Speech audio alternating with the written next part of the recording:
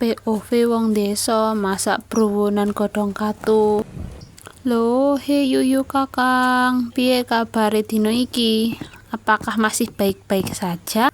Alhamdulillah, aku dino iki panen katu sing ditandur bapakku nang bekas ceting-ceting bodol utawa ember bolong.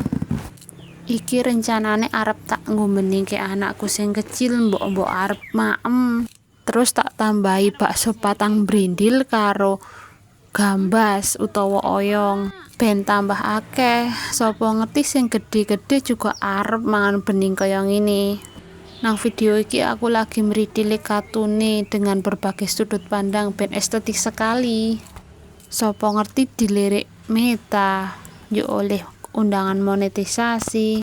Tapi nek durung yo rapopo, emang durung wayahe kali kudu butuh extra effort yang tinggi. Walaupun kadang yo ngeluh kok aku ra entuk-entuk yo ket biyen, padahal ngonten yo wis meh 2 tahun.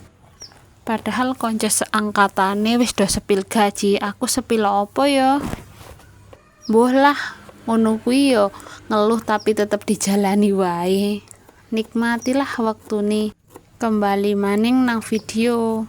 Kali iki beninge arep tak nei brambang wae, brambang jahat karo brambang baik.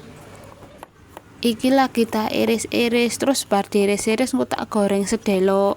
Aku gorenge ra seneng suwi-suwi, biasane nek kesuwen sithik dadine gosong. Alhasil kuwahe ora bening, dadi kaya budek-budek gimana gitu.